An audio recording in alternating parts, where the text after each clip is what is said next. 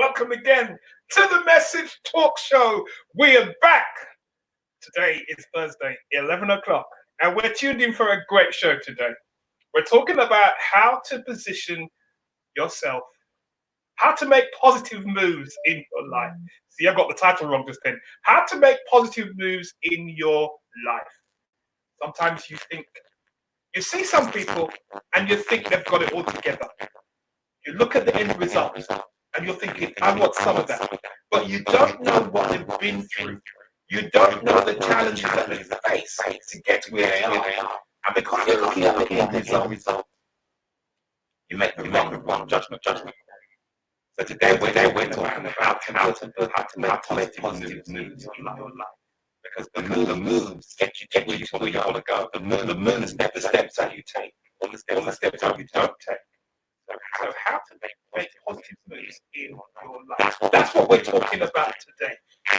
And wherever you are, good morning. You may be in the Caribbean. You may be in America. You may be in Africa. Good morning, good afternoon. And I tell you, if you're in Australia, it's probably good night because it's night there right now. But this is the Message Talk Show broadcasting from sunny London. Yeah, I look outside the window and I think, wow, it's a lovely weather today. It's warm and it looks good and it feels good. And you're thinking, wow, it's going to be awesome. It's going to be great. Despite the challenges that we face, people are out and about now making living. That's what I've said, living. But living cautiously because you have to maintain the distancing rules. Don't break the distancing rules.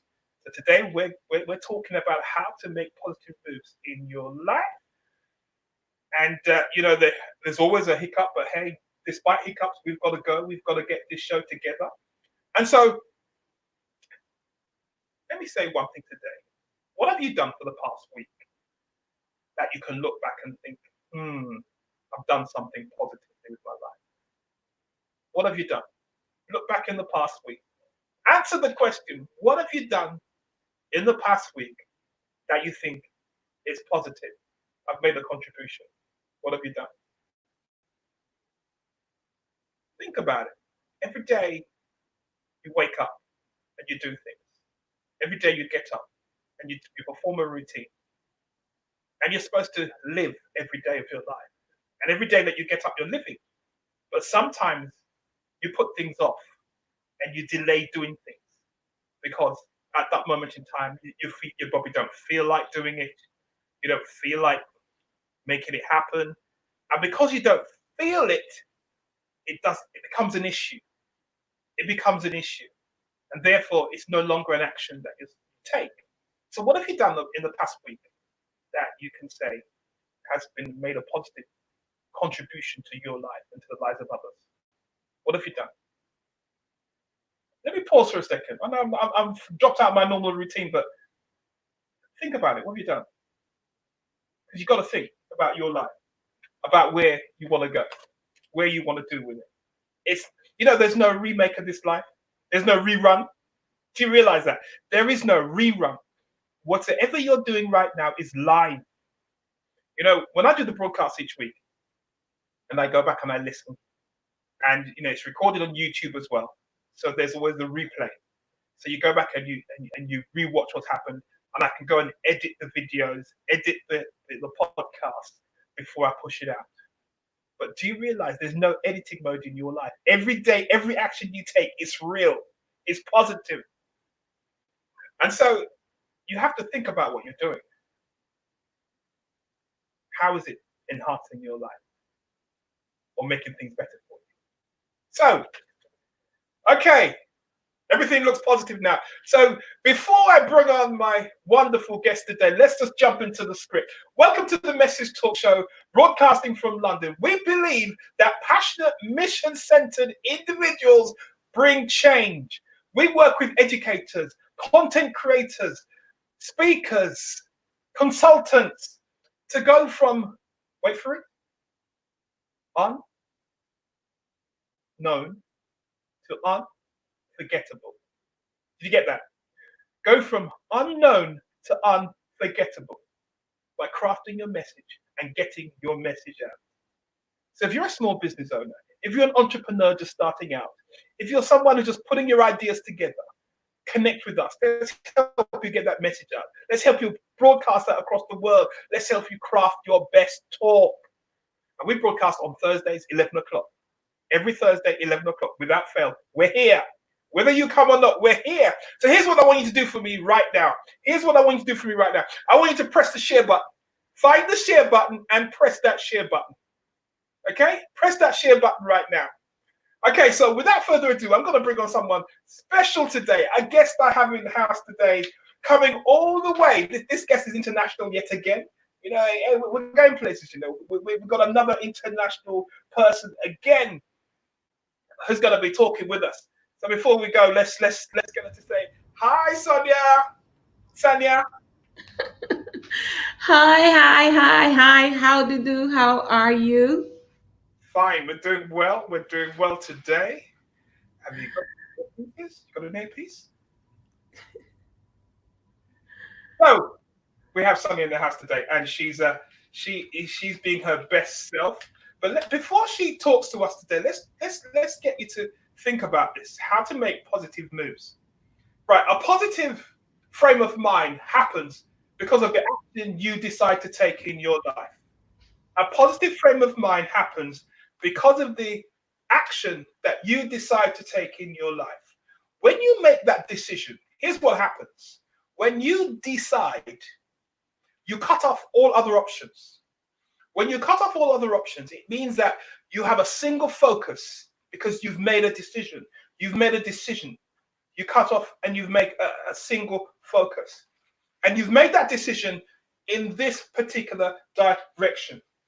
So here's why I'm saying this, because having listened to the past 3 or 4 months, and what came back to my mind was the Windrush generation. I'm here today. We're here, a lot of us here in the Caribbean community are here because of some of the decisions that were taken by the Windrush generation. They made a decision to leave their homes in the Caribbean after an invitation, of course, and come to the UK to live and work and develop their lives and raise a family. And because of those decisions, they cut off every other decision and came wholeheartedly to the UK. And I'm here today as a result of that. Yeah, I'm a result of that. First generation British from my family. But here it is. When they came, they weren't accepted. When they came, they were not accepted by the masses. The immediate culture did not receive them, but it doesn't stop them all the same. Now, I used to ask myself this question as to why my parents went to church so much. It was a question I asked myself time and time again. As a kid, when I was growing up as a kid, I spent loads of time inside church. Loads of time inside church. Even times that I think I should have been at home doing my school homework, I was at church, my parents, and especially my mum. I was just to wonder, why did they go to church so much? And it's not until I started to revisit the Windrush story and I hear the Windrush stories come over and over again about what they did and how they came, I realized the whole reason, one of the reasons, I won't say the whole reason, one of the reasons why they loved church so much, it was the tribal effect. Their own community where they felt wanted, their own community where they had status, which they created themselves, their own community whereby no one was pointing a finger at them, no one was judging them. No one was judging them for who they are and what they look like. And so they came and they built churches. It wasn't corporations our families built. It wasn't, entrepreneurial activities, although there were entrepreneurs, but they spent a lot of time building churches. And so the Windrush generation from the 50s to the 60s into the early 70s, it was very church-centered because that's where the community was. And because of those decisions, I'm here today and I'm just saying thank you to that generation. I'm saying thank you to that generation for what they did, for the way they came and the way they lived their lives. There was no social security for them to fall back on. They had to work every hour that God sends. And there's stories in our communities of 4 or 5 families living in a house until they saved their money to then go and buy a house of their own. And I don't know if a lot of you know that a lot of the cities some of the hotspots in, especially London, which are now expensive areas, the Brixtons, the Crouch End, the Muswell Hills, Tottenham, those areas were populated by a lot of black Caribbean people, a lot of black people, a lot of Caribbean people. That's where they lived. And to a large degree, a lot of them started returning home after the 70s, going back because the dream was to go back home. But we were left here as a generation to carry on. And so those decisions they took is left the consequence today as this generation here making an impact in the world. So why am I saying this today? How to make positive moves in your life. And I'm going to give a quote. And this quote comes from a book called The Self-Confidence Boost. Self-confidence boost is essential because the moment you make the decision to improve or boost your confidence is the moment your world will change. Research has shown that people who have high self-confidence view self and the world in a positive way. They achieve what they set out to do. The moment that decision is made, they achieve self in a positive way. Now, without further ado, I'm going to bring this lady on now and introduce you now to this lady, because this lady is the author of Self-Confidence Booster, an awesome book. And I had the opportunity to trek my way through that book and thinking, wow, this is amazing. So here's the lady I've got on the show today. Sanya Green Reynolds is a Jamaican native, living her dream of experiencing and contributing to education on a global level. She's an English teacher. She has been teaching for 18 years. She's taught students in the Jamaica, the Caribbean, Japan, and the United Arab Emirates. She's an author. She's a best-selling co-author. The Self-Confidence Booster was translated to Japanese to provide further inspiration and motivation to her students in Japan. She has many awards, and one of those is English Teacher of the Month, the Most Innovative English Teacher, Education Journal Middle East Teacher of the Week, and recognized as the teacher with the highest NWEA MAP progress. She's also an awardee of the Walden University Scholar of Change because of all the social activities that she gets involved in. She's built an organization that's called Expat Christians Network, and she has a diploma in English language. She has a B.Ed in elementary education with first class honors, certificates in TAFL, management and coaching qualifications, and she has a master's in education leadership and administration with honors. This lady is an awesome lady touching the world today. Ladies and gentlemen, hey, I'm going to introduce you to Sanya. Sanya, how did you find the time to do all that stuff? How did you find the time, Sanya? You find the time, man. There's no space for anything else. Just pray and live good. That's the rest. Just pray and live good. Now, here it is. Here it is. Most people, there's always a story behind everyone. And so when we see the end result, when we listen to this bio and we listen to what this lady has done, we think, wow. We think, isn't that amazing? She's awesome. But there's always a story behind this. And I want to go back to where did this all begin, Sanya? Where did this begin for you? Well, first and foremost, I must say greetings to all the listeners, viewers. Wow, where did it all begin? That's an awesome question. I'd say in a little place in Warsaw, Trelawney, Jamaica.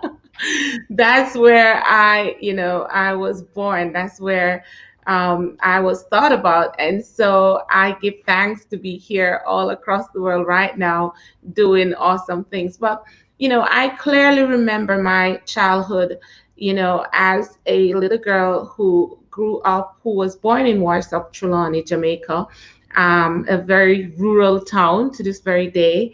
2 years ago, I got to see the house in which I was born. It's practically dilapidated now, but it keeps me humble to know that, yes, this is where I was born, but I was never limited by this geographic, this little piece of plot of land or this little board house. And so I grew up in Warsaw, Trelawney. I went to basic school there. That's what the world now calls kindergarten. And I went to primary school there. and I went to high school in a neighboring in the city next door, which was not seen as a traditional high school. But that's where I went. That's where I got my fundamental education, and then from there. Um, I moved on to teachers college and whatnot. But, to fill all of those spaces where people are wondering what happened, was it smooth sailing? No, life was never ever smooth sailing for me. It was challenging.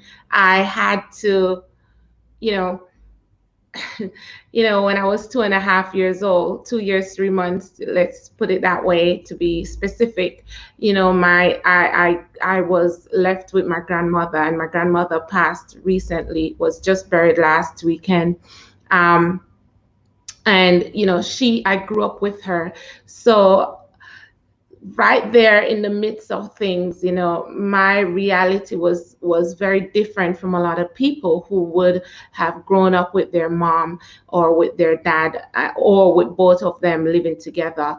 My dad was away working most of the time, and I grew up with my grandparents. So life was different. It wasn't the worst life, but it was different for me.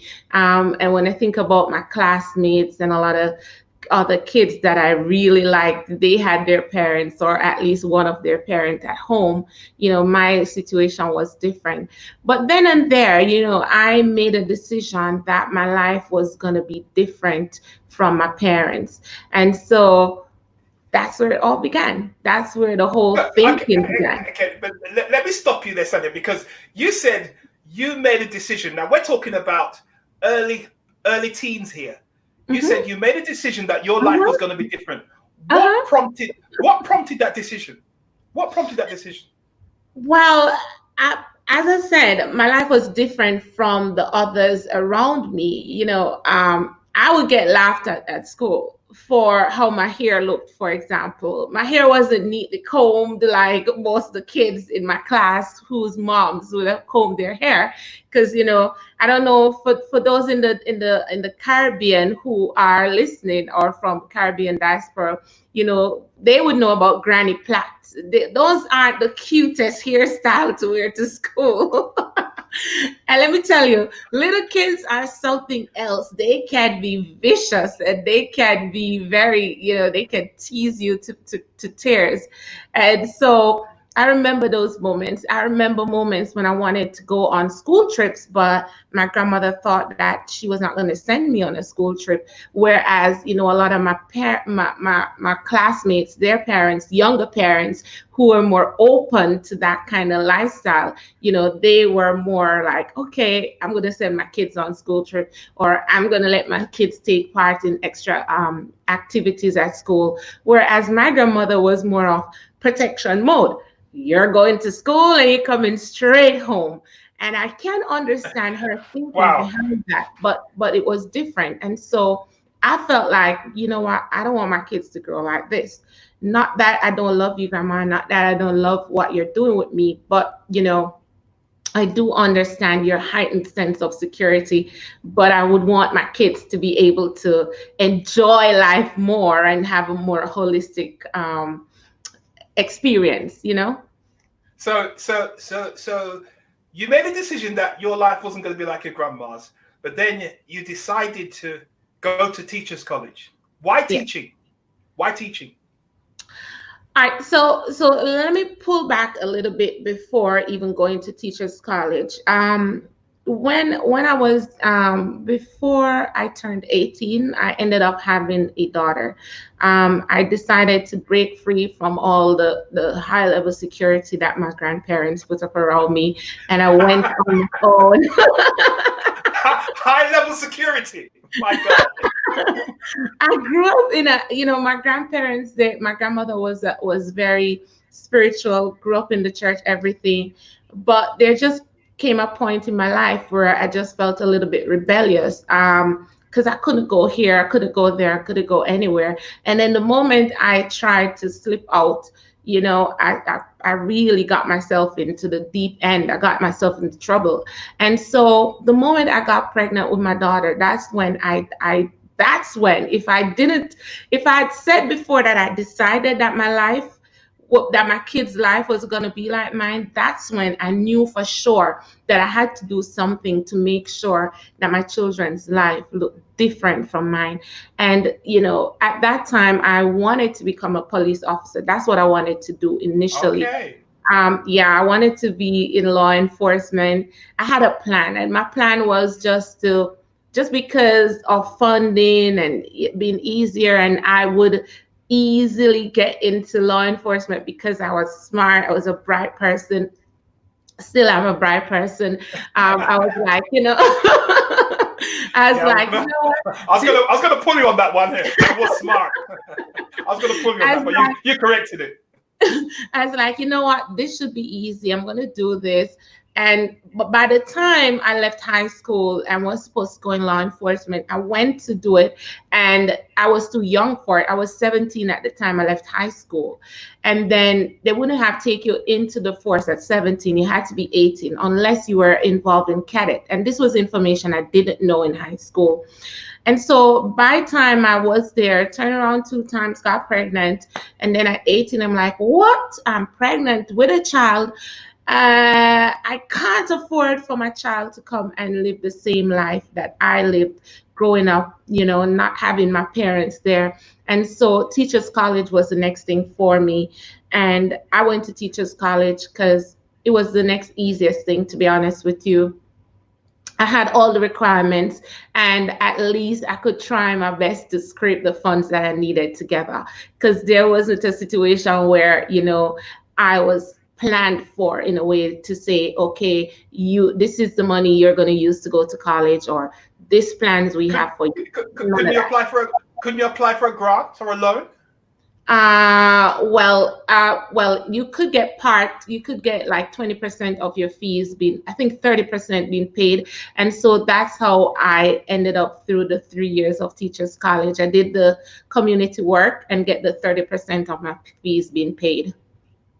Wow, wow. So you were really determined back then to go to Teachers College Yes. and I come had out to the make other a side of that change. a teacher. But Yes, I then, had to make a but, change. so you went to Teachers College. After Teachers College, you probably taught for a while, yeah. Hmm. Yeah. And then I'm jumping now. I'm jumping now because where I connected with you now is when you've gone halfway across the world. How did that happen? How did that happen? Because you left Jamaica and went halfway across the world. Yeah. I think we met when I was in Japan, right? Yeah, I Yeah. was in Japan, yes. So, Guys, I wasn't in Japan, all right? Let me just tell you that for now, right? I was not in Japan. Just in case this story gets to my wife, all right? I wasn't in Japan. Okay. no, I didn't meet him in Japan. I was in Japan when we met on the internet. Okay. All right, even when I was in Teachers College, for me, I knew I wanted to migrate. I knew I wanted to migrate because when I looked at the current situation in Jamaica and teaching in Jamaica, how teachers are underpaid and mistreated all the time. I love the country. I gave back a lot, but I still wanted to travel overseas and especially see education from different perspectives. And so I moved abroad on the Japan exchange teaching program, that's JET. And then I think I spent 2.5 years in Japan. And then after Japan, I moved to where I am now, which is the UAE. And Hey, it just, can you speak Japanese? Can you speak Japanese? konnichiwa. So what did you just say? What did you just say? I just said hi. Oh, hi. Okay. Konnichiwa. Wow. Konnichiwa. Yes. All right. Konnichiwa. Konnichiwa. Konnichiwa. Konnichiwa. Okay. Yes. Konnichiwa. Okay. Go ahead. Yeah, and that's how I'm now here in the Middle East. To be honest with you, ever since I was in college, this is where I wanted to be. I wanted to be in the Middle East. So, going Japan and then coming here was just kind of like a building block, a stepping stone for me. I wanted that international experience, which would make it a little bit easier for me to get to where I wanted to be here in the Middle East. So you wrote the book when you were in Japan, Yes, I did. The Self-Confidence Booster. What drove that book? as I said, I met so many kids, so many amazing kids, and even their teachers in Japan who lacked self confidence. And at the same time, I knew many people, who have met otherwise who just lack the confidence. And when I was there, I was there mostly by myself, and my main focus was really to work and take care of my children. So I wasn't one of those jets who would travel a lot. Whilst my colleagues were traveling a lot, I used my time to write a book, and that book is written mainly to just encourage people to be confident and give them little tips that they could integrate in their daily lives just to develop that confidence. I met a lot of people, they knew more grammar than the ordinary person who lives in London or even Jamaica or US. Wow. That's how they are in Japan. Like they study a lot of grammar and they study, but when it comes on to using it, when it comes on to speaking, they are so The scared to challenge. open their mouths to speak. And it was Wow. so alarming to me. And so, I decided, because I was really doing this every day. I was really, trying to give them the confidence, encourage them to speak more. I worked a lot with kids for speech competitions and so on. And so it's not just about rehearsing the speech with them. That's just half of it. The other half really is helping them to feel confident to go in front of an audience and speak up and speak as if they really do believe what they're saying. Wow. That's amazing. So self-confidence booster came out. It was translated to Japanese, and the world just took off for you just then. Yes, to be honest with you, a lot changed after that book came. Right. Okay. That book is my bestseller. It didn't get bestseller on Amazon, but that Yeah. book is legitimately my bestseller just because of how it improved my life and how everything else that happened afterwards is just a it's like that was the foundation for everything else that happened afterwards. Wow. Okay. So before we go any further, let me just go to some of the. We've got comments pouring through now online. People are commenting. So let's just go pull up some of the comments. Okay. Right. So here's one saying, "Hi, we're joining you from work. I'm gonna see you throughout." One says, "Hey, bro, I grew up with grandma in Jamaica too. I guess Gran- Rochelle knows. They're talking about the granny plats here as well. The one you Yes. mentioned earlier. What granny plats were like. Yeah. This one says, "Wow, I'm a teacher too. Much in Hi, common." Rochelle. Okay. Today's question: where does your strength come from? Where does your strength come from? Because they've detected that inner strength in you. Where does that come from? Well, to be honest with you, I spoke a lot. I spoke about my grandma before, and I must speak about her some more. When it comes on to being strong, I definitely say I've gotten a dose or two of her strength. When it comes on to being just that strong woman figure in our family, she'd be in pain, but she'd be still carrying on doing what she had to do. And for me, just that, along with the fact that I had these two children. By the time I was 20, I had two children to take care of. And with the whole determination that I didn't want their lives to be the same as mine growing up. I wanted them to have more opportunities. I wanted them to understand what it feels like to be loved by a mom, at least, because I could control that from where I was. All of this really gave me the inner strength to push forward.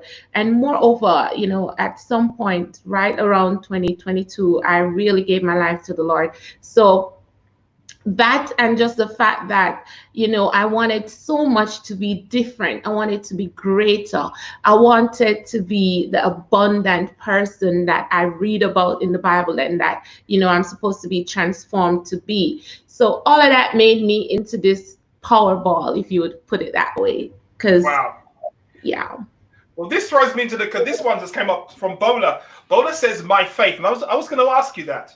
How does your faith play a major part in what you do and what you've achieved so far? It's integral. As I said, when I do anything I do, whatever I do, I aim for excellence. And why am I aiming for excellence? Because I know that I'm a royal priesthood. Right. I got to know myself through the eyes of God. If you want to know more about yourself, you really need to study more about God. Who is God? And a lot of people have, like some superficial thinking about who God is. And God has a big personality. He's the guy who gets upset, he gets mad, he's full of jokes and humor, in my perspective. And he's that God who has spoken and has declared a lot of different things, like who I am. I am a royal priesthood. I am excellent. I am abundant. These are all things that I have come to know for myself. So when people try to put God in a box and put you yourself in a box, I have torn away the size of that box a long time ago, and I've moved so far beyond that box. So Hey Sandy, I can feel a sermon coming on Sandy. I can feel a sermon coming on Sandy. You're ready. You're ready to give a sermon here. You're ready to preach. You want to be cut loose right now. And then we have Dr. Rochelle Carr now talking about grandmother power. oh, yay. Almost every one of my interviewees that I've interviewed, they talk about some of grandma's instructions, some of grandma's wisdom, some of so much from grandma. How would you classify yours? Was it wisdom or was it security? Well, well, it definitely would have been wisdom, because the wisdom brought on the security and everything else, right? Because she knew what was out there waiting. What do you mean she knew what was out there waiting? She was grandma. Grandma was about what? How old was grandma at the time? About what? In the 60s, 70s?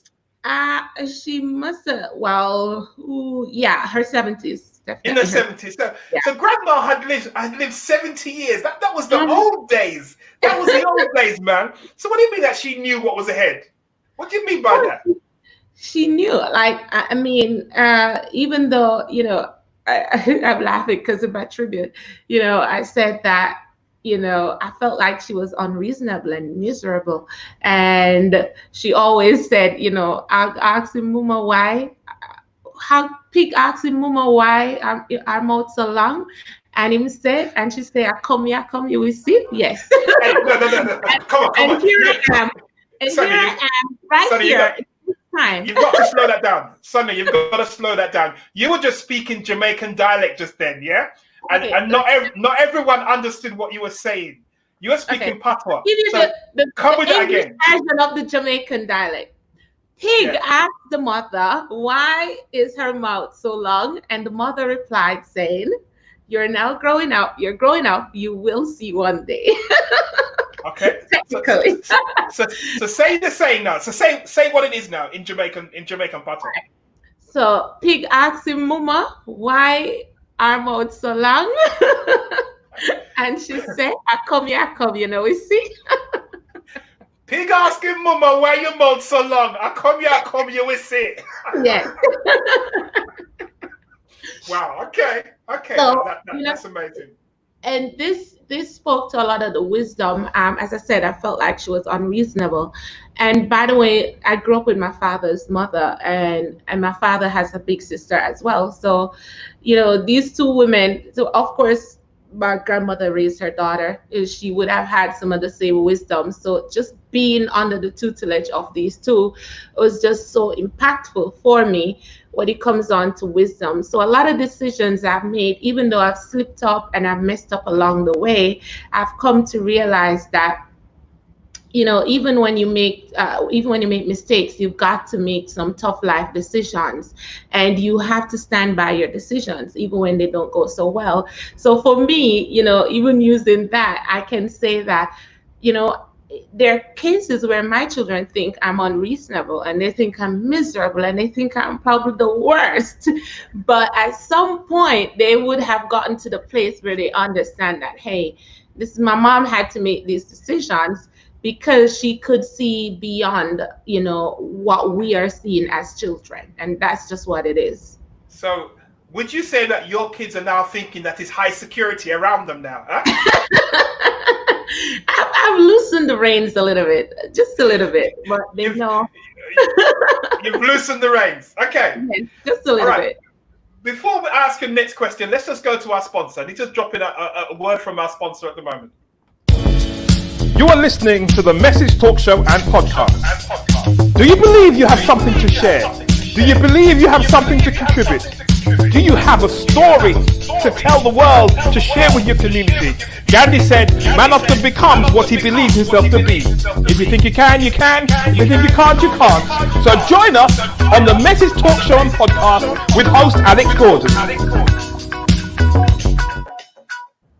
So the question I wanted to ask you, and I think I know what the answer is now. I was going to ask you, who was your role model? Right.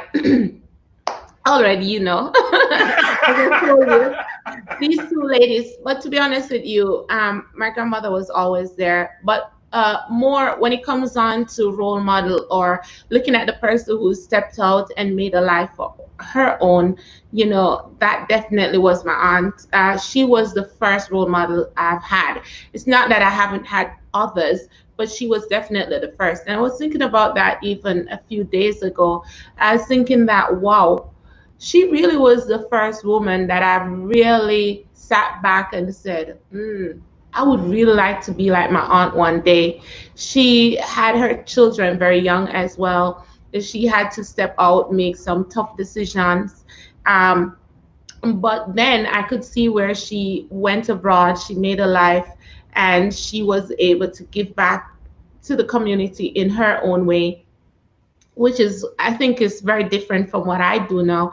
But I still see where she's done a lot of work in her community and with family members. And so I decided that really, okay, this is possible. I could do this.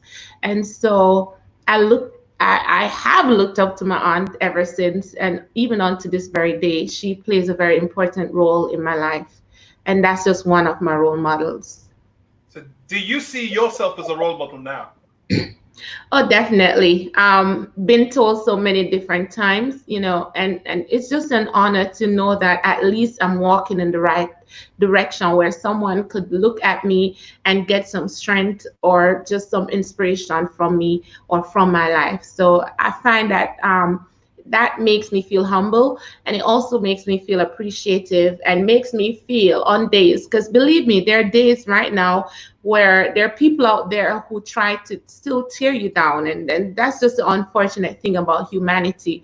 You try to move beyond your problems and beyond your past and beyond the hardships of life, but there's just people out there who are still trying to kind of like pull your strings and pull you down. But then you have these people who, from time to time, every day, they remind you that, hey, thank you for what you said. Thank you for doing that. You're such a role model. Thank you for everything you've done over the last, and that makes a big difference. Even going on, even on the days when you feel like you don't really want to go on, that you have to go on because these people are counting on you. People are depending on you. That's awesome. Yeah. That's awesome. Talk about inspiration. Talk about people depending on you. I think it was, 2 years ago? You went off to Zimbabwe for a week or two? A month? Oh, a week. Was it a 10 week? days. 10 days. It was 10 days. Tanzania. Okay, sorry. Tanzania. Come on, memory. Tell us Yeah. about Tanzania.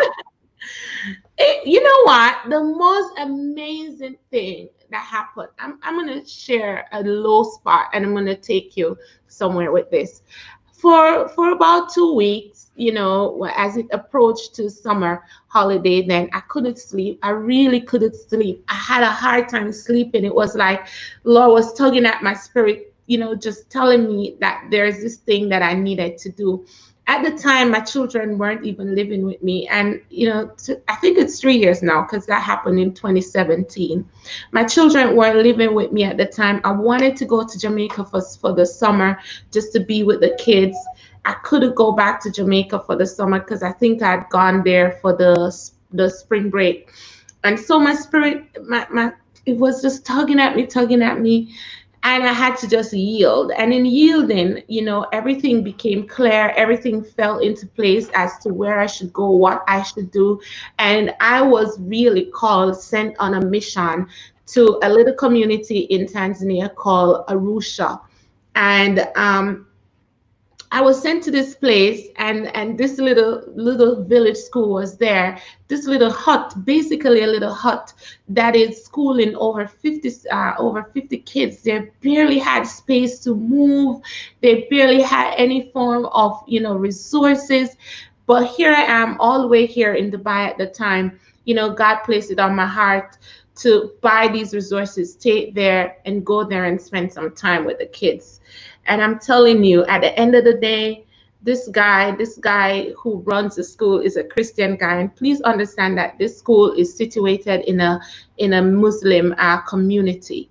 And at the end of the day, this guy was like, "Sister, I can't believe this. He said, every day for the last week and a half, I've been wondering, I've been thinking, I can't believe that God sent you to answer my prayers."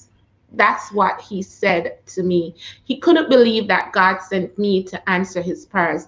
Answer his prayers, meaning that I came there. I got some support from the amazing people in my community. I have some of the best people on social media who literally helps me to do some of the most amazing things from time to time, whether it's just voting through a competition or just sending in their resource for us to fix a school in a little community, provide shelves and cupboards, and provide books and resources, play stuff to play with.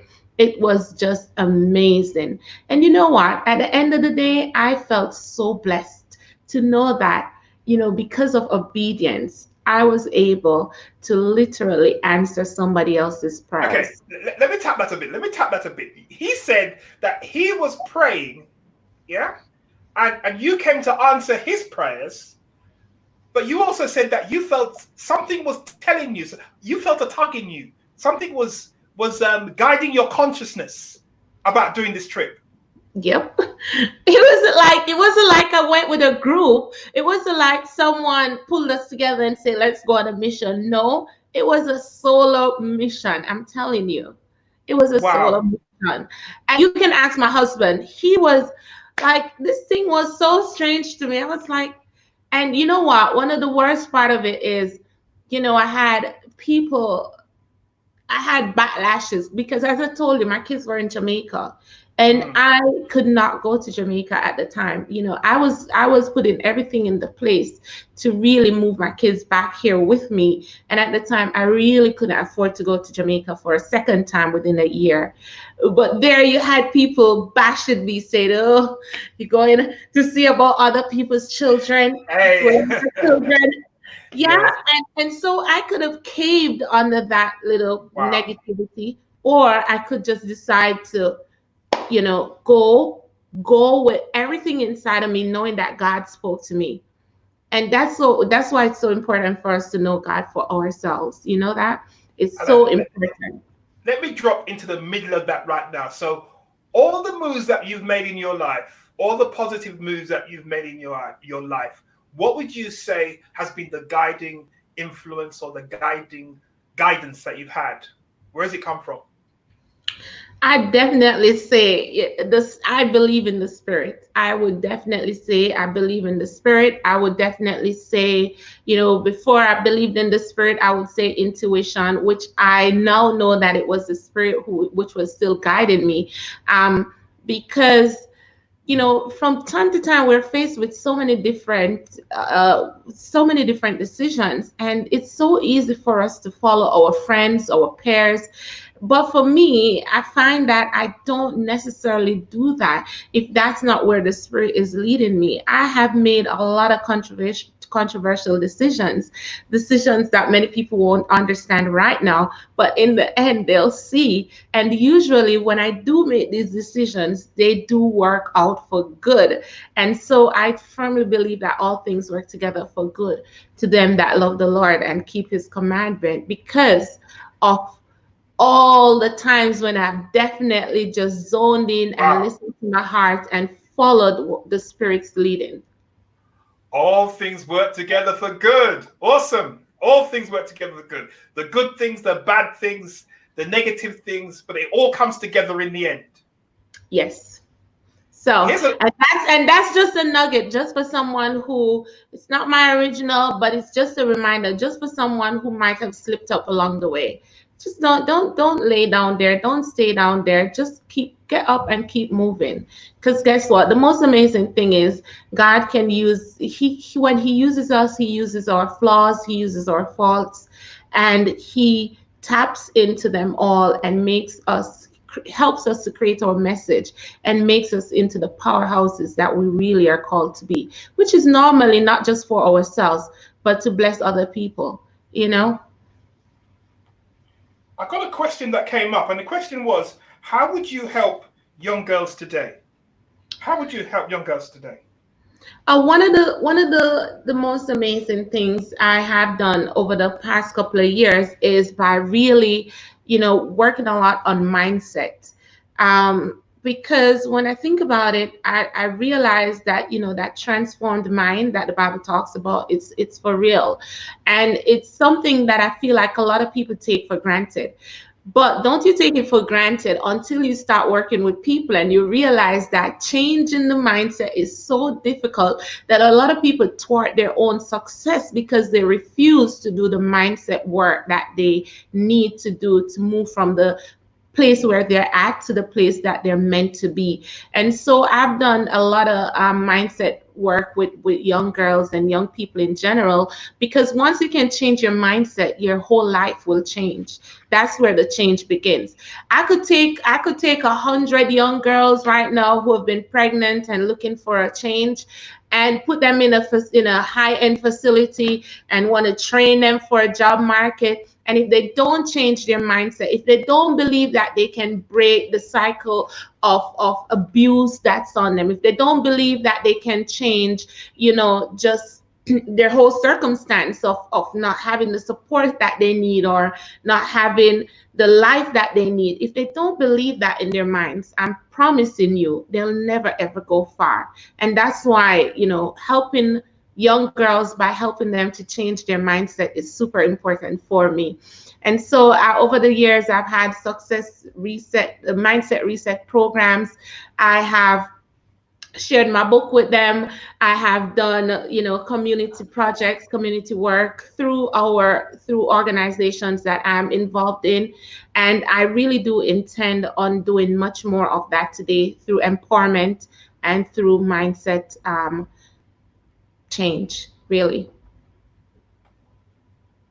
You've got a fan club here, You've got a fan club here. Dr. Rochelle Carr says, Thank what you, a Dr. blessing. Rochelle. What a blessing you are. She says, what a blessing you are. Wow, that's amazing.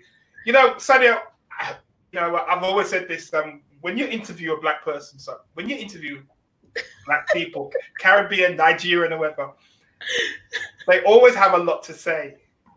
And you decide that the show's going to go for 30 minutes, and then 45 minutes later you think, my God, the clock's on us. The clock's on us.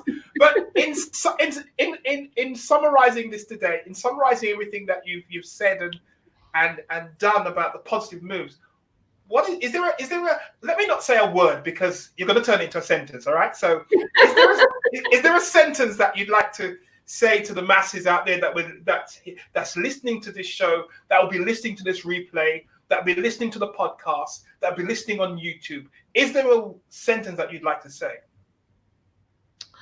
You know what? I would really say that you are your own limitation, really. If you decide to stand in your way and not go where you're meant to go, then you will stay there standing. But if you decide in your mind and follow through with your heart and take the actions needed to get to where you really want to go, nothing can stop you. And that's what I would want to leave with someone today. Just envision the life that you want and decide to make the effort and take the actions needed, regardless of what Tom, Dick, or Harry has to say, and get moving and move forward. Wow. You are your own limitation. You're the one stopping yourself. You're the one preventing yourself. No one around is stopping you from doing what you need to do. or follow your destiny. You are your own limitation. That's coming from your today.